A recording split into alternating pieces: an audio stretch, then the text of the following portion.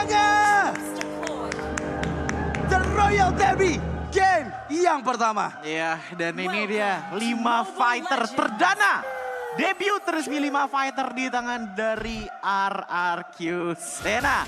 Oke, sebenarnya kalau misalnya kita ngeliat ke arah dari segi power management ya, menurutku dari RRQ niatnya emang udah ngambil ke arah 3 title sih. Karena kalau kita bandingkan dari segi power gold antara Nathan dan juga Ruby, jelas di arah late game potensial, Nathan akan menjadi salah satu pokok damage yang paling utama dari teman-teman Onyx Prodigy. Ya, cuman harus kita catat juga, Nathan ini juga bakal nanti kerepotan ketemu sama hero-hero burst yang dibawakan sama RRQ Sena. Betul. Karena dari Julian, dari Ruby, itu dua kombinasi hero yang bisa langsung memberikan efek burst nantinya. Iya. Dengan sisi dari Ruby dan burst damage dari Julian. Kuncinya emang di arah range ya, tapi ingat untuk dari segi frontline-nya, ini ada Y-Force dan juga Owen yang bisa menjadi body blocker untuk enhance side-nya bisa nyampe ke arah dari Nathan.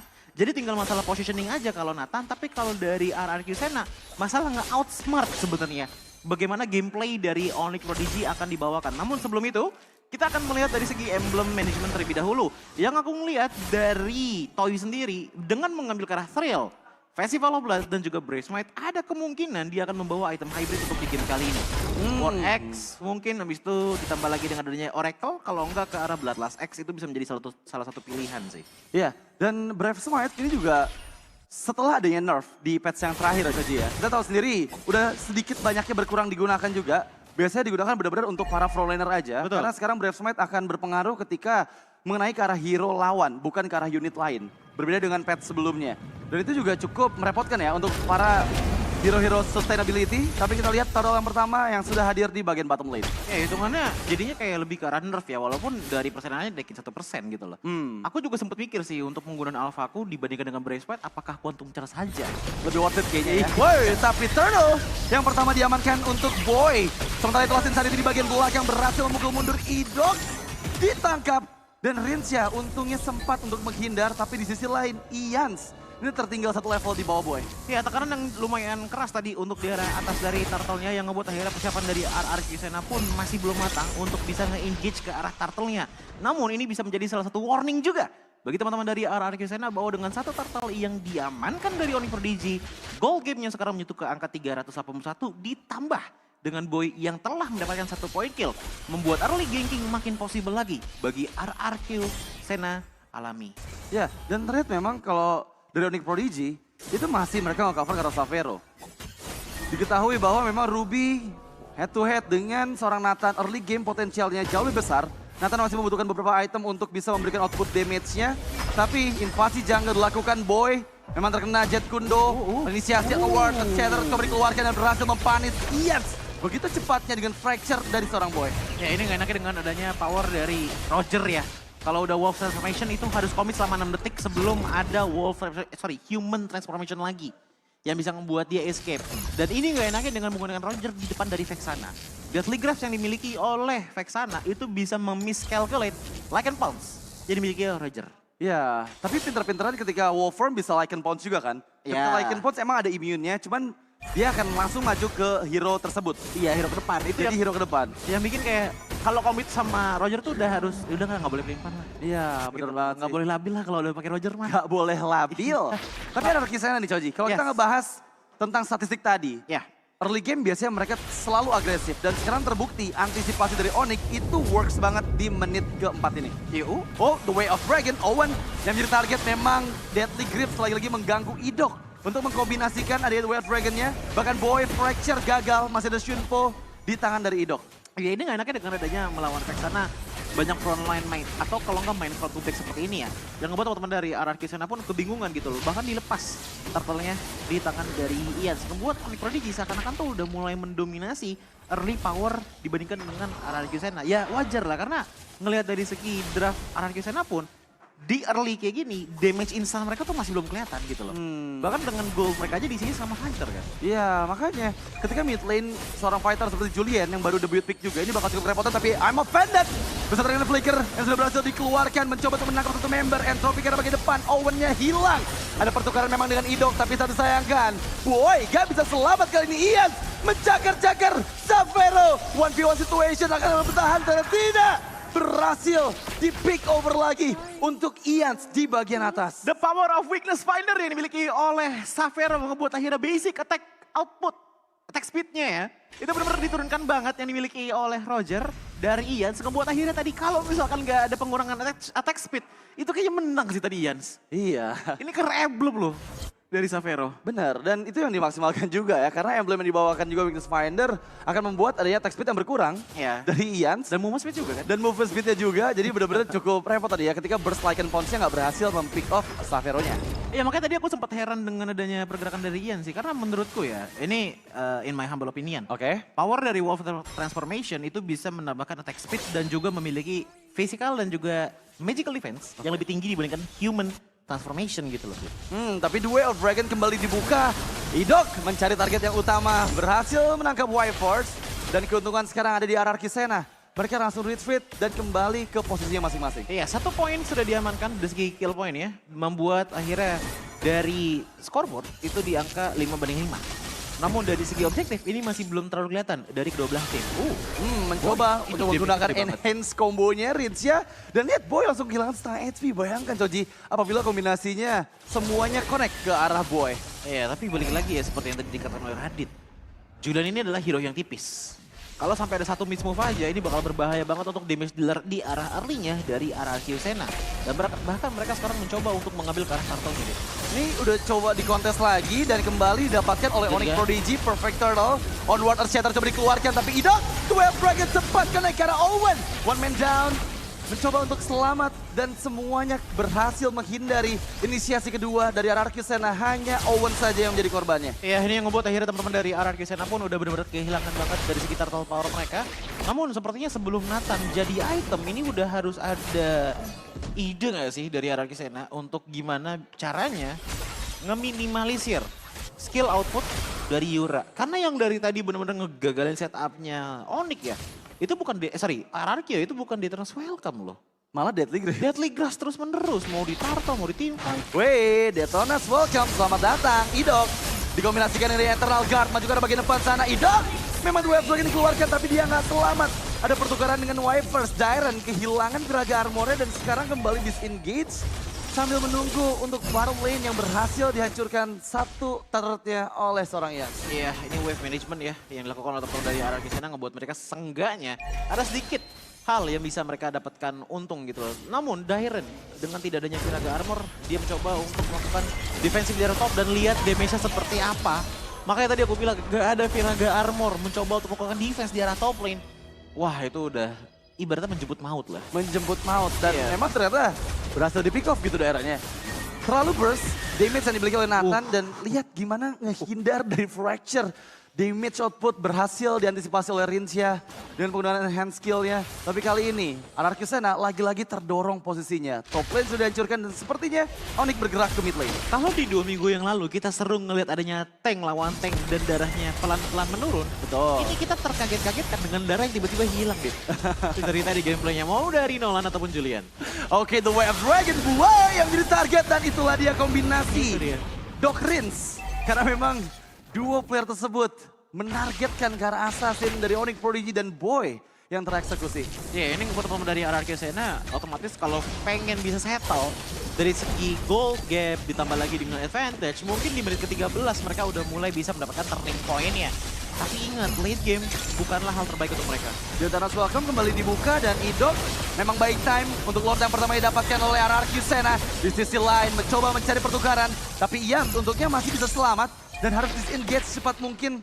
Karena nantinya ini pergerakan dari Onyx pasti langsung menuju ke arah bagian bottom lane pada saat Lordnya mendekat. Ya tapi bahkan kalau kita ngeliat dari segi tim fight yang tadi ya, aku ngeliat bahwa habit dari Idok yang menurut ini adalah habit yang bagus ya. Dia tuh kayak memberikan nyawanya sendiri untuk pertukaran yang benar-benar bagus banget. Kayak tadi di arah bottom lane, nendangnya ke arah Boy. Abis itu tadi sempat beberapa kali nendang ke arah Owen tapi diselamatkan dengan Deadly Grass gitu loh. Cuman ini bakal menjadi malapetaka dan kunci kemenangan dari arah Sena menurutku kalau sampai Xavero-nya yang kena pertukaran. Xavero. Lihat Xavero 4 kill Coji. 4 kill. Dan dia masih aman banget sejauh 10 menit game pertama kita berjalan. Nggak ada yang bisa ngerit sekarang Xavero, beberapa kali inisiasi memang dilakukan tapi Purify-nya masih aja aktif. Iya dan Purify-nya juga Bahkan tadi nggak pernah ke-trigger. belum ke-trigger sama sekali kayaknya ya. Iya. Untuk selama gameplay di game pertama berjalan. Dan RRQ Sena akhirnya mendapatkan sedikit keuntungan juga dengan Lord yang mereka dapatkan, tapi tidak dengan turretnya. Kembali membuka dengan onward, Rinsya berhasil menghindar dengan menggunakan flickernya. Tapi jujur ya, edit yang digunakan oleh Owen ini onwardnya jarang miss loh. Selalu on point banget. Padahal aku disuruh edit, ngelihat onward dari edit itu bener-bener susah banget sekarang untuk connect. Ya, karena lebih ke arah apa ya, player sekarang juga udah mulai pinter-pinter gak sih ngelihat bagaimana positioning dan juga gerak tubuh dari Edith kalau udah mau melakukan onward gitu loh. Tapi kalau ngelihat dari pergerakannya Owen itu tuh kayak harusnya nggak bisa onward dari tadi. Tapi tetap dapetin celahnya, dapetin chance-nya. Dan ini cocok banget untuk bisa main front to back dari RRQ Sena. Dan dengan catatan, kita juga ngeliat dari tadi Dairen jarang loh menggunakan Last Insanity. Ya. Kebanyakan Viraga Armor itu pecah duluan sama siapa? Eternal Guard, Deathly Grace. Terus kalau enggak kena burstnya dari Nolan. Ya, atau Savero pun udah di menit 11 ini bisa juga loh. 2-3 hit udah cukup sih. Iya, 2-3 player itu dari Onyx Prodigy, Dairen nggak aman sih sebenarnya. Untuk bisa mempertahankan Viraga Armornya untuk menggunakan Last Insanity. Tapi masuk ke menit 11, 2000 gap gold dipegang oleh Onyx Prodigy. Mereka masih menguasai map controlnya, bahkan kali ini sama-sama mempersiapkan ambushnya. Oh, Owen maju dikit. Oh, nggak benar. Oke, ngeliat dari segi itemnya dulu. Kalau dari itemnya Ruby, ternyata benar kataku ini mau bikin ke arah hybrid. Bahkan Oracle lagi OTW kayaknya nih ya. Di tangan dari Ruby. War X, Hunter Strike, Oracle. 30% dari segi cooldown reduction ngebuat dia cukup bisa spam skill di arah depan sana. Namun Roger yang dibawakan oleh Ians di game kali ini adalah Roger Old School. Yang makanya karena War X, Endless Battle dan juga ditambah dengan ada Thunderbelt. Nah cara mainnya itu lebih ke arah Lycan Pounce, pukul sekali, pulang. Haskell sekarang nggak ada di tangannya gitu loh. Dan terakhir Dairen, War X di tangan ditambah lagi dengan adanya satu Brute Force Bracelet yang membuat dia sebenarnya kalau pengen main poking bisa. Cuman Viraga Armornya keburu hilang duluan seperti yang dikatakan oleh Radit tadi.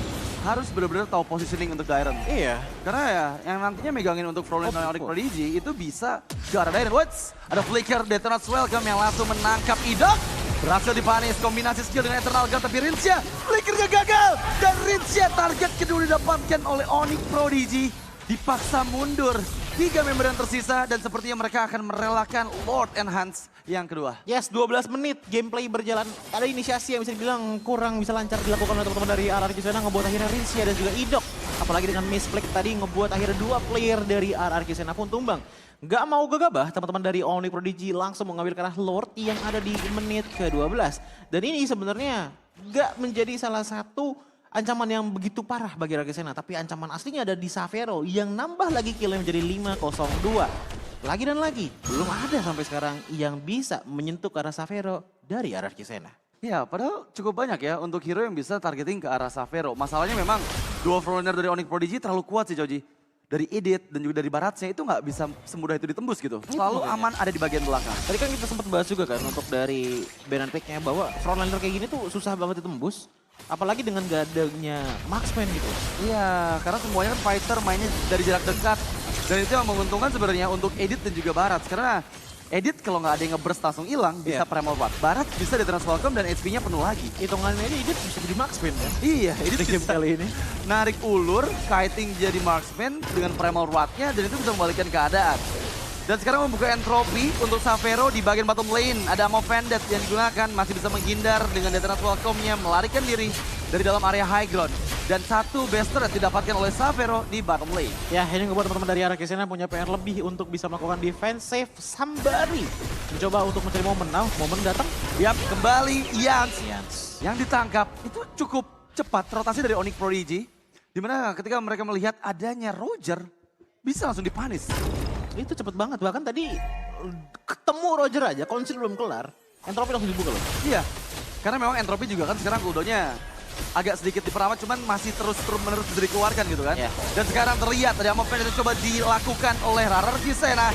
Mendapatkan Savero akhirnya di dalam area high ground mereka. Tapi mereka kembali harus merelakan best red top lane ke tangan Onyx Prodigy. Oke, kalau tadi sih offside sih ya, dengan adanya entropi yang ada di dalam, dia tadinya mungkin mau coba untuk teleport keluar dari base turret RRQ Sena, namun ternyata teleportasinya itu agak sedikit mundur yang ngebuat dia akhirnya stuck di belakang tembok dari RRQ Sena. Oh my god, membuka semak-semak Idok cukup berbahaya karena 3 member coba untuk menangkap satu player tapi Detonate Welcome kembali. Wifers menggagalkan inisiasi dari The Way of Dragon Idok.